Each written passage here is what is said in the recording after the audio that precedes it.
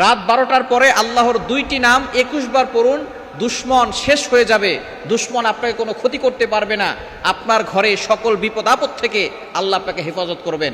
আল্লাহর গুণবাচক 2টা নাম রয়েছে, এই গুণবাচক নাম করে আল্লাহর কাছে দোয়া করলে আল্লাহ পাক রব্বুল আলামিন সেই দোয়াগুলো কবুল করেন। আল্লাহ পাক রব্বুল আলামিন নিজে বলে দিয়েছেন, কোরআন খুলেন 9 নম্বর পারা 13 নম্বর পৃষ্ঠা 4 নম্বর লাইন সূরা আরাফের 180 নম্বর আয়াতে রব্বুল আলামিন বলেন, ওয়ালিল্লাহিল আসমাউল হুসনা ফাদউহু বিহা।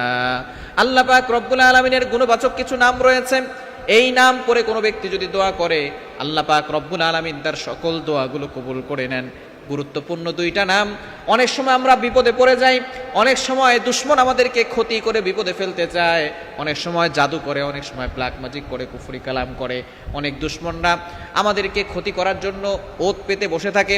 আপনি যদি রাত 12টার পরে অর্থাৎ শেষ সময়, মধ্যভাগের পরে শেষ সময়, এই সময় যদি আল্লাহর 2টি গুণবাচক নাম পড়তে পারেন, আল্লাহ পাক রব্বুল আলামিন দুশ্মনের ক্ষতি থেকে আপনাকে হেফাজত করবেন এবং দুশ্মন চিরতরে শেষ হয়ে যাবে।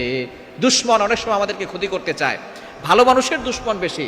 আপনি ভালো মানুষ, দেখবেন আপনার দুশ্মন বেশি। নবীজি সাল্লাল্লাহু আলাইহি ওয়াসাল্লামের মতো ভালো মানুষ, ভালো নবী দুনিয়াতে কেউ আসে নাই। নবীজি সাল্লাল্লাহু আলাইহি ওয়াসাল্লামের দুশ্মন কম ছিল না বেশি ছিল? আবু জাহল, উতবা, সাইবা মিলে নবী সাল্লাল্লাহু আলাইহি ওয়াসাল্লামকে হত্যা করার জন্য সামনে অগ্রসর হয়েছে।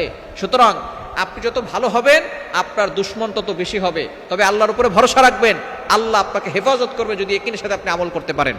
আপনি রাত 12টার পরে, রাতের বিশেষ করে শেষ অংশে আমলটা করার চেষ্টা করবেন। প্রথমে আপনি 3 বার দুরূদ শরীফ পড়বেন, তারপরে আল্লাহ তাআলার গুণবাচক নাম 2টা, এক নম্বর হচ্ছে ইয়া কাহ্হারু, আর একটা হচ্ছে ইয়া হাফিজু।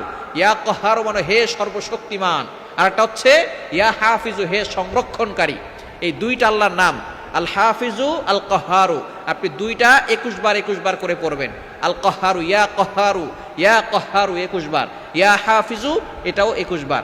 এই 2টা নাম 21 বার করে পড়ে এরপরে আপনি আবারও দুরূদ শরীফ পড়ে আল্লাহর কাছে দোয়া করবেন। যে দুশ্মন আপনাকে ক্ষতি করতে চাচ্ছে, দুশ্মনের নাম ধরে দোয়া করবেন, আল্লাহ অমুক আমাকে বিপদে ফেলতে চায়, আল্লাহ অমুকের থেকে তোমার শক্তি কোটি গুণ বেশি, আল্লাহ তুমি তাকে আমাকে বিপদ আপদ থেকে হেফাজত করো, আর তার দুশ্মনী থেকে আমাকে তুমি রক্ষা করো। এভাবে যদি আপনি আমল করতে পারেন, দুশ্মন চিরতরে শেষ হয়ে যাবে এবং আল্লাহ পাক রব্বুল আলামিন আপনাকে বিজয় দান করে দিবে।